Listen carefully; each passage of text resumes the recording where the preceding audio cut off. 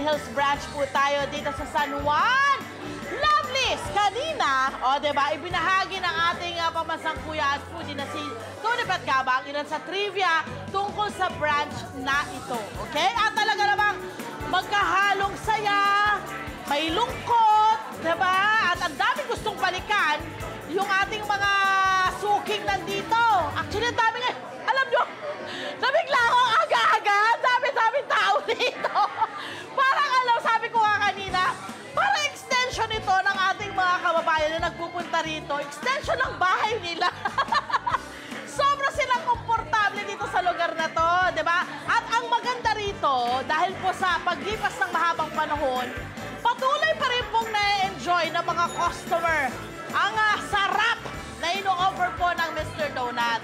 Yung iba nalulungkot, baka nga maraming malulungkot. Oh, dahil ngayon nga pong January 31st or 31 ay huling araw ng branch na ito.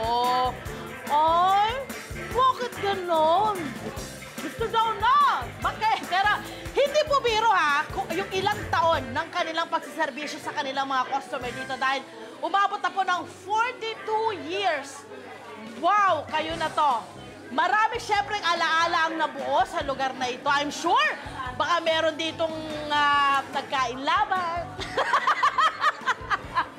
Dito, marami ditong mga na-confess na, di ba? Maraming nagkapalagayan ng loob, naging magkaibigan, nagbanding sa haba po ng panahon. Ang iba ay masasabi mo na talagang laking Mr. Donut na. Totoo naman yan. Di ba? Ngayon, kailangan nating alamin kung bakit nga ba minahal ito ng napakaraming customer, ng napakaraming mga suki na nila na nandito. Ano nga ba ang meron sa branch na ito at well-loved at binabalik-balikan? Ha? Nako, eto na syempre. Para malaman natin lahat ng yan, yung kwento niyan, nandito nakatabi ko kanina pa. Nandito kasama ko ang area manager from Mr. Donut, Mr. Marlon Chong. Good morning, Marlon! Good morning, Miss Lab. This is it! Good morning sa mga viewers natin. Correct! Ayan na! Good morning sa inyong lahat na nandito! Good morning! Diba? Sorry! Ang saya dito, promise, ang daming tao nandito. At yung kanina kasama namin sa Zumba, nagzo-Zumba pa rin po. Tapos pumapasok-pasok na, pag napapagod po sila, papasok po sila, bibili po sila ng kape. Ubus na dali, babalik na naman, mag-Zumba na naman. Ganon siya, Marlon! Wow! Talagang iba yung mga customer ng branch na ito sa ibang mga Mr. Donut branches. Yes, actually, talaga, parang pamilya na yung touring nila sa amin. Oo. At napapasin ko, ito lang ha, syempre naobserbahan ko, kanina pa kami nandito naobserbahan ko yung mga suki rito, papasok doon. Tapos yung mga, mga staff, parang anak na nila. Kung kausapin, no? Yes. Parang they're close talaga, bonded na talaga sila. Anong meron? Bakit ganon? Well, unang-una kasi, of course, sa service na naibibigay namin sa kanila. So, it's not just a service to a customer, but a service like a family. So, yung connect talaga yung bond namin doon sa kanila. Yun talaga binabalik-balikan nila sa amin. Tsaka yung mga ngiti nila, alam mo yung parang, di ba sabi ko, extension ng bahay nila? Parang extension ng kusina nila. Parang extension ng kusina nila. Sobra silang at home. Sobra silang at home. Yes. Ano ba yung mga binabalik-balikan din? Bukod sa serbisyo na ibinibigay nyo, bukod sa magandang serbisyo ibinibigay ninyo, yung ano pa yung sa tingin mo parang through the years, talaga namang parang nahuhumali yung inyong mga customer? Of course, the quality of our products. Yeah. Yun yung something that we are proud of here sa Mr. Donut, especially dito sa Green Hills. And the service of 42 years, Correct! as you mentioned. Oo. So, napakarami namin produkto na ino-offer sa Yun na kanila. nga. Eto na. Kailangan natin isa-isahin yan. Ano ba itong mga bestseller na ito? So, of course, we are well known as Mr. Donut. Yes. So, kilala rin kami sa bake items namin, like for example, the cheesy double cheese ensaymada. Yun, no? Yeah, we have also here the pondering. Na kilalang Japanese- kilala. Na kilalang kilala dito sa Na amin. binigyan nyo ng twist, nilagyan nyo na ngayon ng mga toppings. Exactly. Yeah, okay. So apart from that, we are well known as well on our very own Wagyu beef tapa. Yes! Magkasarap-sarap So, yan yung binabalik-balikan talaga sa amin ng mga Wagyu. Ito yung mga customers rice at meals bestsellers nyo? namin. Ito yung mga Okay. rice meals namin. So we have luncheon meat as well. For the pasta variation naman, we have cheesy meat spaghetti. Oo, na ano ho? Akala ko hindi spaghetti, kundi akala ko cheese spaghetti. Yes. Dahil sa sandamakmak ng ingredients Kaya kung na makikita nilalagay. niyo dito, talagang overwhelming yung Yeah. namin, cheese namin. Sa mga cheese lover dyan, magugustuhan niyo to for sure. Oo. At syempre, ang nag-enjoy dito, hindi lang yung mga matatanda rin, ano? Pag pumupunta rito sa inyong, Yes. sino-sino pa yung inyong mga kadalasang nagiging customer. So karamihan nga, no, to yung mga nagja-joggers, mga nagsusumba, yung Yes. mga senior, mahal naming mga seniors. Yes, So meron yes, din yes. mga teens and iba-ibang edad, like most especially family. Pamilya. Oo, na nagbaban, kumakain sila ng sabay-sabay dito sa amin. Oo. Ito, sige, ito, ano pang may tuloy natin itong mga best So seller yeah, nyo to pa rito? continue, meron kami rito for sandwich, yung chunky chicken namin. Yan din yung isa sa mga binabalik-balikan sa amin. Of At course, syempre, gusto siguro nilang healthier, ng Yes. healthier na option. Meron din kayong in-offer. Yes. Ang galing. Okay, and So then? of course, the donuts, meron kami yung ring donut, our very own butternut and Bavarian. Yes! And of course, the classic twist. Ito, yung Yeah. classic twist ninyo. And of course, yung mga coffee nila, yung mga beverage ninyo na marami rin kayo ino-offer dito. Yes, yeah, to partner all of this, masarap yung brewed coffee namin, saka yung Correct. mga iced coffees, Aha, especially yung RTD iced teas namin. Aha.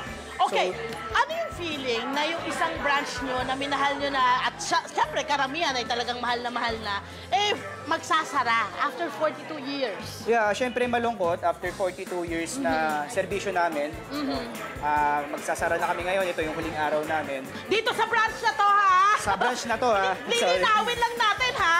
Yung branch lang po na ito, pero ang dami pong Mr. Donut all over the Philippines and the world. And the world, okay. Yun, Yes. so, and aside from that, we are grateful as well kasi nagkaroon na rin kami ng mga pamilya rito na customers. Oo. Sa ngayon, sino ba yung dito sa mga empleyado ninyo? Sino yung pinakamatagal na sa branch na ito? Actually, lahat naman sila is matatagal ng tenure dito. No? Wow. But mentioning Aryan, with the 11 years of tenured, Okay, okay. so almost most of them is matagal na yung service sa amin dito sa Mr. Donut. And isa yun sa mga we are very proud of and thankful sa mga WOW team members namin kasi sa maganda at maayos sa serbisyo at binibigay nila sa amin, Yes. sa atin. Ano yung most memorable para sa iyo? Or nakikwento ng mga staff or ng mga customer ninyo? Ano yung mga memorable na pwede niyong ma-share sa amin dito sa branch na ito? Sabi-sabi nila, after nung araw, after mga 40 years, ginawa daw kasi to as a shoot nung sa isang Ginawang pelikula. location! Ginawa siyang location para sa isang shoot. So may mga pumupunta rin na mga well-known artists. Okay, okay. So yun, nakaka-proud lang din na Oh. nangyari pala yun dito sa branch namin sa Green Hills. At kanina, nakita ko dun sa patrivia sa Tony Knows kanina, no? Yung parang evolution Oo. ng itsura ng branch, ng ating logo. Diba? Ano yung parang nagbabalik sa'yo pag mga ganon, lalo na sa ating mga customer.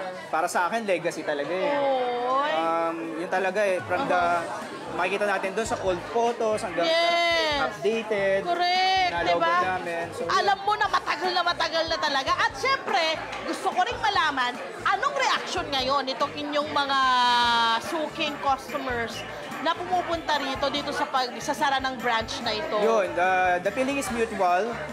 Malungkot din sila. Mga nagtatanong lagi sila, saan na kayo lilipat? Yes. Saan namin kayo pupuntahan? Yun na nga, ayan o. Yun, Sana. di ba? Yun na. Saan nga ba? Actually, we are identifying locations na, pero wala pa kaming napo-close ngayon so far. But yun, But we will definitely, definitely, meron yan. meron at meron. So we will Yeah. going to announce na lang din kung saan kami. Yay! Maraming salamat. May gusto Thank ko you pa din. bang mensahe para sa inyong mga masugid na mga customer dito sa Mr. Donut Green Hills Branch? Anong inyong mensahe sa kanya? Yeah, maraming salamat po sa mga masugid naming customers, sa mga mahal naming customers sa Green Hills. At sa dito sila nakapaligid sa amin. Yeah. So, sana po magkita-kita pa ulit tayo sa mga Mr. Donut branches namin. Yes. And i-update na lang po namin kayo kung may mga update na po para sa locations namin. And of course, thank you po sa inyo. No, thank you! An honor po. At syempre, di ba, tuloy-tuloy pa rin yung inyong pagpapa-franchise. Yes. Yes. Ongoing pa rin yung franchising natin. Oo, hindi pwedeng mawala yan. Correct. Diba? Tuloy-tuloy po. At sa mga nanonood ngayon na loyal customer, alam nyo na, huwag kayong mag-alala, ha? Lalo na nung mga 80s hanggang ngayon. Oh, diba? It is maybe an end of an era, ika nga nila, pero kailangan tuloy pa rin po. Diba?